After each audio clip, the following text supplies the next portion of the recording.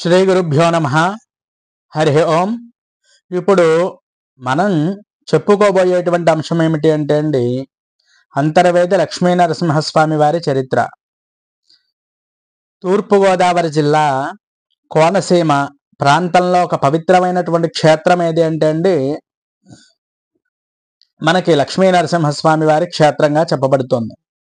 ఇది మలికీపురం మండలం. అలాగే మనకి చాలా అద్భుతమైనటువంటి క్షేత్రంగా ఎందువల్ల చెప్పబడుతోంది అంటే అండి, ఇక్కడ చాలా విశేషమైనటువంటిది బంగాళాఖాతంలో మరి ఇక్కడ గోదావరి నది కలుస్తుంది. అది చాలా విశేషం. దీన్ని కూడా దక్షిణ కాశీగా పిలుస్తూ ఉంటారు.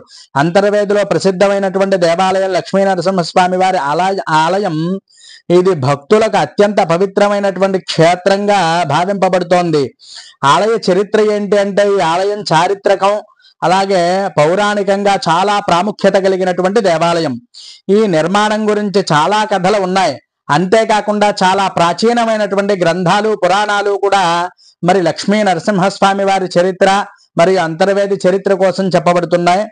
ఇది కొంతమంది చరిత్రకారులు ఈ ఆలయాన్ని ఒక స్మారక చిహ్నంగా 15వ శతాబ్దం లేదా చివర 16వ శతాబ్దం మొదట్లో నిర్మించినట్లుగా భావిస్తూ ఉంటారు. ఈ ఆలయాన్ని తొలితరం భక్తులు ముఖ్యంగా రమణయ్య అనేటువంటి భక్తుడు నిర్మించారని చెప్పి స్థానికులు చాలా మంది ఒక కథనం.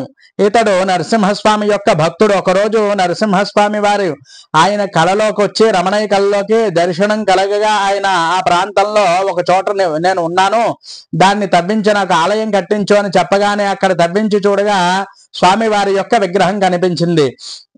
అప్పుడు వెంటనే ఆ ఆలయం నిర్మించి నిత్యం పూజలు అలాగే అర్చనలు అభిషేకాలు అన్నీ కూడా నిర్వహించడం మొదలుపెట్టారు. అయితే ఈ యొక్క దేవస్థాన విశేషాలు ఏమిటి అనేది కూడా ఇప్పుడు మనం చూద్దామండి. ఈ ఆలయంలో ప్రధాన దైవం శ్రీ లక్ష్మీ నరసింహస్వామి వారు. ఆయన్ని భక్తులు పానకాలన్నీ కూడా చక్కగా సమర్పిస్తూ ఉంటారు నైవేద్యంగా. అంతేకాకుండా ఇక్కడ దేవస్థానం గర్భగృహం 4 ముఖాలుగా ఉండడమే కాకుండా మరి ప్రధానంగా స్వామివారి దక్షిణాభిముఖంగా దర్శనమిస్తారు. అందువల్లే ఇది అత్యంత అరుదైన విశేషంగా చెప్పబడుతోంది. ఎందుకంటే ఆలయాల్లో దేవుళ్ళు తూర్పు ముఖంగా ఎక్కువ ఉంటారు. ఈ దక్షిణాభిముఖ నరసింహస్వామి వారి స్వరూపం భక్తులకి అపారమైనటువంటి కరుణ అలాగే శాంతిని ప్రసాదిస్తుంది అని భక్తుల యొక్క విశ్వాసమైన నమ్మకం. అంతేకాకుండా గోదావరి పవిత్రమైనటువంటి తీర్థం. అంతర్వేదిలో గోదావరి నది సముద్రంలో కలవడమే కాకుండా ఇది ఒక అసాంఘికమైనటువంటి ఆధ్యాత్మికమైనటువంటి పరంగా అత్యంత పవిత్రమైన దృశ్యంగా భక్తులు ఇక్కడ సముద్ర స్నానాలన్నీ కూడా చేసి పాప విమోచనం పొందుతారని చెప్పి విశ్వసిస్తారు. ప్రతి ఏడాది మాఘ శుద్ధ చతుర్దశి నాడు స్వామివారి యొక్క కళ్యాణం చాలా ఘనంగా, ఈ ఉత్సవానికి అనేకమైనటువంటి లక్షలాది భక్తులందరూ కూడా హాజరవుతూ ఉంటారు. ఈ యొక్క అంతర్వేది క్షేత్రంలో అత్యంత ప్రధానమైనటువంటి ఉత్సవంగా పేర్కొంటూ ఉంటుంది ఈ కళ్యాణోత్సవం. అలాగే రథయాత్ర కూడా. పౌరాణిక ప్రస్తావన ఏమిటి అంటే, అంతర్వేదికి సంబంధించినటువంటి ఒక గొప్ప కథ ఏమిటి, పూర్వం హిరణ్యాక్షుడు అనేటువంటి రాక్షసుడు భూమిని పాతాళ లోకంలో దాచినప్పుడు విష్ణుమూర్తి వారు వరాహావతారాన్ని ధరించి భూమిని రక్షిస్తాడు. ఆ సమయంలో భూమాత తనపై జరిగినటువంటి దౌర్జన్యాన్ని గుర్తు చేసుకుంటూ శ్రీ మహావిష్ణువుని ప్రార్థించిందండి. భూమిని రక్షించినటువంటి విష్ణువు హిరణ్యకశిపుణ్ణి సంహరిస్తాడు. ఆ సమయంలో పవిత్రంగా మారిందని పురాణాలు చెప్తున్నాయి. అయితే దీనికి గుర్తుగా ఈ ప్రదేశంలో వరాహ నరసింహస్వామి వారి యొక్క ఆలయం వెలిసింది అని చెప్పి విశ్వసిస్తారు. అంతేకాకుండా ఈ ఆలయంలో ప్రత్యేకత ఏమిటి అంటే, ఇక్కడ అన్నదాన కార్యక్రమాలు ప్రతిరోజు కూడా జరుగుతూ ఉంటాయి. సుమారు 1000 మందికి పైగా ప్రతిరోజు భక్తుల అన్నప్రసాదం అంతా కూడా స్వీకరిస్తూ ఉంటారు. దేవస్థానంలో పంచముఖ నరసింహస్వామి వారి స్వరూపమైనటువంటి ప్రత్యేకమైనటువంటి ఆకర్షణగా నిలుస్తూ ఉంటుంది. ఇది పవిత్రత, పరిరక్షణ, అనుగ్రహం, శాంతి, విజ్ఞానానికి సంకేతంగా భావిస్తూ ఉంటారు. ఈ ఆలయం సమీపంలో సముద్ర ప్రాంతం ఒక నీలి మిశ్రమ ప్రకృతి అందాన్ని భక్తులందరికీ కూడా అందిస్తూ ఉంటుందండి. అంతేకాకుండా లక్ష్మీ నరసింహస్వామి వారి ఆలయం భక్తుల జీవితాల్లో విశేష స్థానం కూడా దక్కించుకుంది. ఇది భక్తి, విశ్వాసం, ఆధ్యాత్మికతకు కేంద్ర బిందువుగా నిలుస్తూ ఉంటుంది. ప్రతి సంవత్సరం వేలాది మంది భక్తులు ఈ పవిత్ర క్షేత్రాన్ని దర్శించి తమ జీవితాల్లో శాంతిని, ఆశీర్వచనాన్ని పొందుతూ ఉంటారు. ఈ క్షేత్ర దర్శనమే ఒక సద్భాగ్యం అని భావించి మన జీవితంలో ఒక్కసారైనా వెళ్ళి స్వామివారిని దర్శించి స్వామివారి యొక్క అనుగ్రహం పొందాలి. స్వామివారి నరసింహస్వామి జయంతి ఇది ఎప్పుడు వస్తుంది అంటే అండి, వైశాఖ శుద్ధ చతుర్దశికి వస్తుంది. మే నెలలో సాధారణంగా వస్తుంది. ఇది స్వామివారి అవతార దినోత్సవం. ఈ రోజు స్వామివారికి మహాభిషేకం, హోమాలు, పూజలు ఘనంగా నిర్వహిస్తూ ఉంటారు. పెద్ద భక్తులందరూ కూడా పెద్ద సంఖ్యలో పాల్గొని స్వామివారి కృపకి అందరూ కూడా పాత్రలవుతూ ఉంటారండి.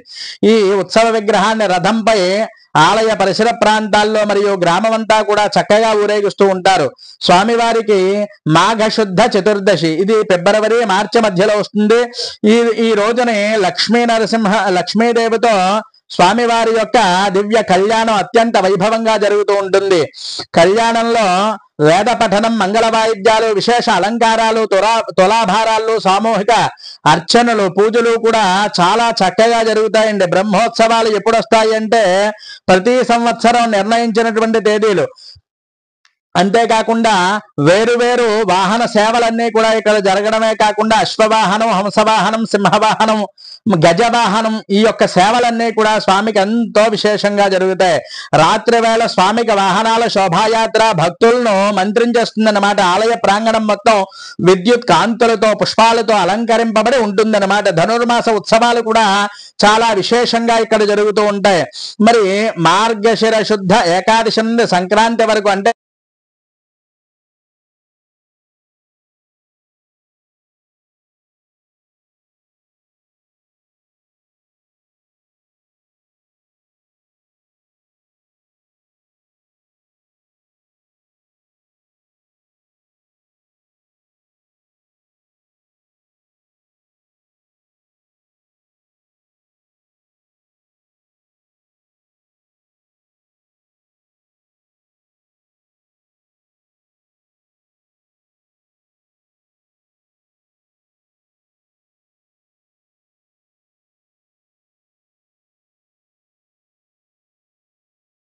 సాధారణంగా ఇక్కడికి వెళ్ళినటువంటి భక్తులందరూ కూడా మరంటే మే నెలలో చతుర్దశి రోజు వైశాఖ మాసంలో స్వామివారి యొక్క సముద్ర స్నానాన్నంతా కూడా ఆచరించి ఆ సంగమంలో అంటే గోదావరి అలాగే సముద్రం కలిసేటువంటి ప్రదేశాన్ని సంగమంగా పిలుస్తూ ఉంటారు.